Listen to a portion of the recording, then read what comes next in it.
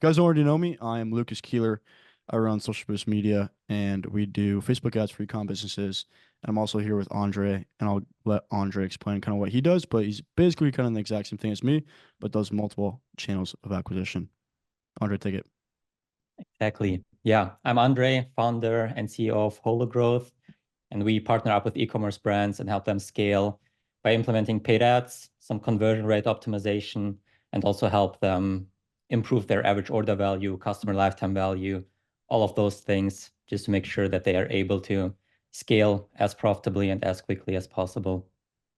Yeah, I love that. I know you kind of talk about big time on Twitter, which I follow you on Twitter, which is your three-layer growth system. Can you kind of go into depth about that and just kind of explain that for someone like me that might not know what that is? Yeah, sure. So we basically, figured out that there are three things that need to be in place in every business or every e-commerce brand specifically for them to be able to scale at a good rate and at Yeah. a good speed. And basically, what we do first is we really analyze the whole business, run their website through a 300-step conversion rate optimization checklist to just Mm-hmm. ensure that we make the best out of all the traffic that comes to the website. Gotcha. Because as you probably know, you can have the best ads in the world, but if you send them to a website which is not optimized, you'll just Yeah, lose a exactly. bunch of traffic.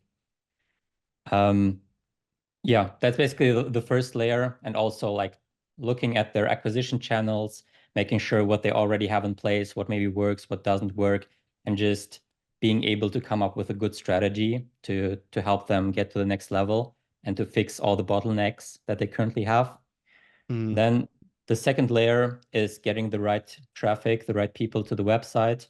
So we mostly use Meta ads and Google ads as the two main acquisition channels and really figure out like who is the target audience, who's the dream buyer they have, and how can we capture their attention, get them to the website, and then make them convert. yeah. And then once we have a steady flow of customers coming in every day, then we help the businesses more on the back end by helping them increase the average order value and the customer lifetime value. And that is the third layer because advertising becomes more and more expensive over the last couple of years. I still remember like 5 years ago, it was way easier to be profitable with Facebook ads. Yeah. And you didn't have to care about a lot of the stuff that you have to care about now. So to make sure that the advertising is profitable on the front end and as profitable as possible, we have to make sure that the average order values are high, the customer lifetime values. And for that, we basically help the businesses with like different cross sells, upsells, order bumps, and again, like setting up A/B tests to further improve the conversion rate, all of those things. Yeah, no, I like how you said about the LTV. It's kind of one things that we look at when we kind of take on a new client for an ecom business is that we kind of ask them, hey, what's your guys' average order value, and then what's your 3 month LTV? Because if they have a bad And LTV, then there's, a lot of you brands can't really don't even scale. know that. Yeah, no, they don't even know. And I'll take them on a Zoom call, intro Zoom call, and be like, do you know what your 3 month LTV is? And they go, what is that?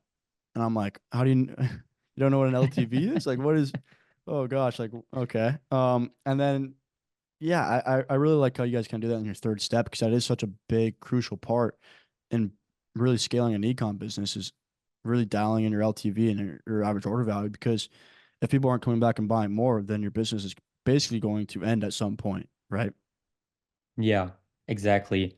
I mean, there are some businesses with whom it works, or they are able to always be profitable on the first purchase and to scale their business that way.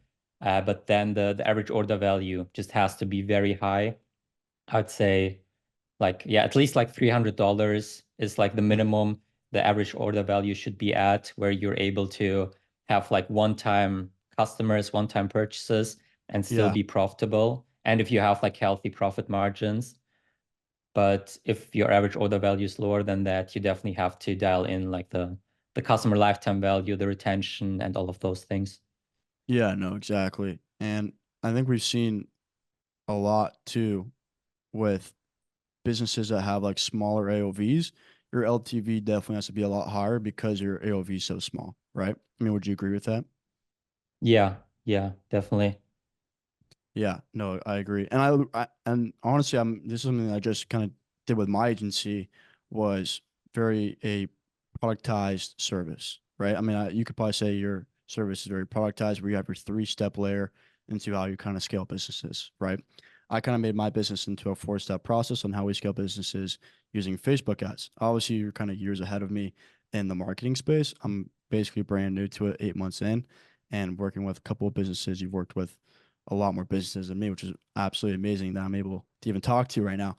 But can you talk about what it kind of took to kind of productize your service and how it kind of streamlined everything in your business as well? Yeah, great question.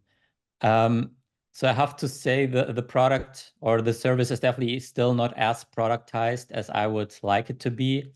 In Yeah. an ideal world, I would like to have it more productized because right now it's still, even though we have like the three layer growth system and it's like pretty similar for every brand that we work with, the different aspects are still like very different and very unique for each brand.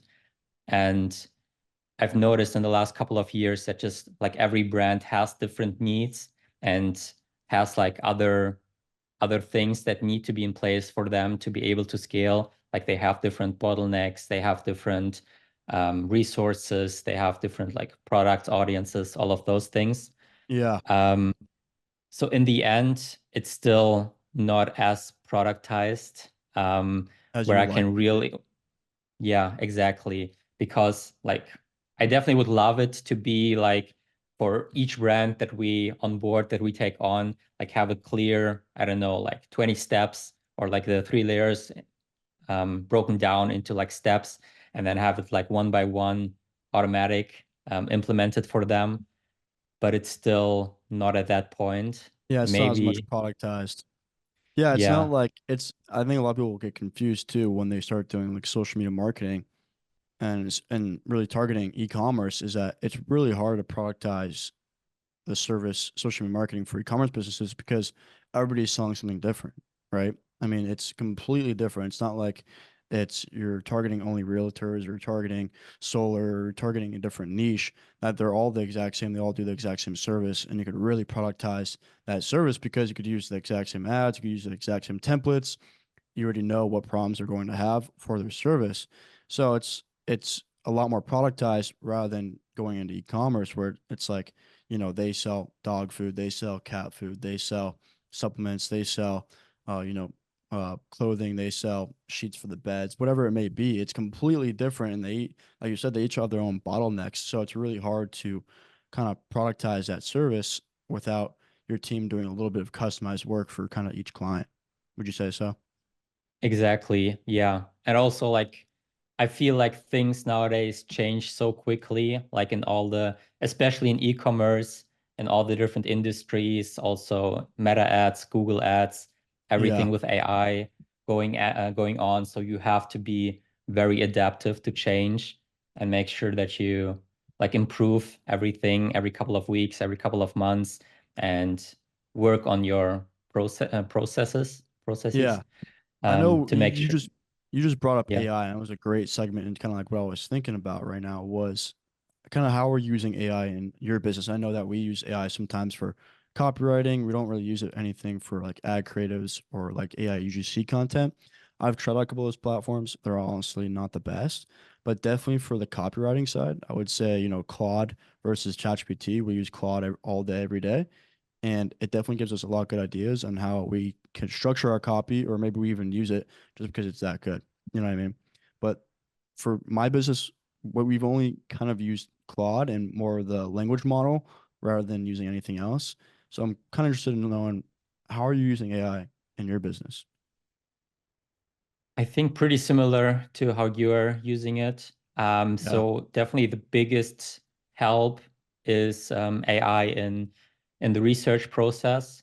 So Hmm. what back in the days used to take us like a couple of days to do Yeah. like very, very in-depth research process in the beginning, like once we start working with the brand, and then like Hmm. every couple of months, um, we we have like a very like in-depth process and it's it usually ends up being like a 25-page document only on Yeah, that brand, including like their audience, their competitors, dream buyer analysis, what their problems are, what their needs are, the then whole everything deal, related to, basically. yeah, Yeah, I know exactly. we do the exact same thing kind of in how we onboard a client is we just give them a Google form and then we basically I'm trying to do a Zap that integrates everything into ChatGPT and then ChatGPT fills out all my forms for me for the research, right? Because then it saves me voice crack right there. Sorry about that. But like 8 hours of time researching, right? Because before I had to go on Google, I had to go on YouTube, I had to go find competitors on Facebook, on different websites, go search it all up, and then go compile all this information and really fill everything out myself rather than now I can go use AI. ChatGPT can go tell me the exact competitors. It can tell me exactly who my, target audience is, who my dream audience is, what problems I might have with the business, what ads I should create, the copywriting I should use, like the whole deal. And I love using it because it just helps me streamline my onboarding process, which is great because we don't have to spend, like you said, 4 days, 5 days onboarding a client. Rather than we could focus all of our work into the actual creative side of it, where it's okay, what ads would work the best, what copywriting would work the best, and then we see the results on Meta. And okay, let's make adjustments here. Let's make adjustments to these ads, and then let's repost those ads and see how those do, rather than spending 5 days on onboarding, and then 12 days in we finally get our first batch of ads done. Yeah, exactly. And I like to be honest, I still haven't automated it, but I'm also looking to do that soon. So as you mentioned, like with a Zap, Mm, have it like all automated. But still it just has made it so much quicker. Like what used to take us 4 or 5 days now takes us maybe 2 or 3 hours to just have like all the research ready. gotcha. I think another kind of good segment in this is that I know when I first started out, and anybody that's kind of first starting out in social media marketing was like, what do I charge for my service? You know what I mean? Like, I just got my first two clients. I, didn't charge them anything. What should I do going forward? What do you kind of pricing your service at, and where'd you start out at, and what are you kind of at now? Yeah, yeah, great question. So I've played around with like a lot of different pricing structures, and I've basically tried it all. In the beginning, I also offered like all the way in the beginning, I offered my service for free, but that wasn't Mm, even with e-commerce brands. That was like with local gyms and local businesses. yeah, When I started working with them, I basically reached out to them, told them I run your Facebook ads for free for 2 weeks. And if you're happy with the results, then we talk about partnering up. And that worked really good. That's how I got my first couple of clients yeah, in like a couple of weeks. And a lot of them, like some of them even told me in the beginning, like, don't do the 2 week free trial. Let's start. Yeah, like you can charge us directly mm, because they were like so confident or whatever. And then mm, I just slowly started like charging for it, increasing my prices. In the beginning, a lot of it was like performance based, so like based on the sales that I generated. Then it switched to like a retainer plus performance. yeah, And now I'm switching to mostly retainer only. So I still work with some clients that are like retainer plus performance. So somewhere between 1 to 2K per month plus a percentage of the generated revenue. Or if we're involved in a lot of the different aspects of the business, like the whole marketing, then also the 10% of the additional revenue compared to like last year. So for some brands, it's like 10% of the attributed revenue inside the ad account. And for others, it's like a percentage of the additional revenue on Shopify compared to like last year's performance. But now I'm basically trying to transition to mostly just fixed retainer. So basically charging the brands anywhere between 2 to 4 or 5K per month fixed retainer, and just to have like more stability. And just because nowadays we have a lot of case studies, we have a lot of results. So I feel yeah. like we can slowly start to transition away from the performance-based fees. Yeah, and who are you mainly targeting? I mean, people over $50,000 a month. I mean, only really businesses that could pay 4 to 5 grand a month, or kind of around 50 grand a month, I would say, right? Ideally, yeah. So most of the brands that we start working with right now are around 100K per month in revenue. And that's also the brands that we were able to get the best results for in the last couple of years. So Mm, basically those brands that already have found product market fit and they're already able to generate results. They're maybe already profitable or maybe tried some ads in the past, but they were like okay, but not really good, or just they weren't able to scale them at the rate that they want to. And then we just come on board and help them scale quicker and better. yeah, no, makes total sense. The last thing I wanted to ask here, and I just honestly forgot it, which was a great question, honestly. I'm trying to think. Let me think for a second here. Sure. Nope. Fuck, I already forgot it. Anyways, I think about it, I'll ask it, but yeah, I'm blanking on it. You lost me when you were talking about price in there, and I was like so like intrigued by it, and then I just lost it. I was gonna ask you Happens something. to the best of us. Yeah. Well, anyways, that was great. I guess if you guys like this, go to check out Andre's Twitter and his YouTube channel if you have one, right? Just started one. Yeah, Have two perfect. videos so far. Perfect. We'll drop your YouTube and your Twitter down there, and we'll talk soon. And I guess if you guys want to join Client Ascension, go to the link in the description, and we'll tag that too as well. So, Awesome. but Yeah. yeah, I Thank you for appreciate it, having me. Andre. Yeah, no, I appreciate it, and we'll talk again soon. Yeah. Talk soon.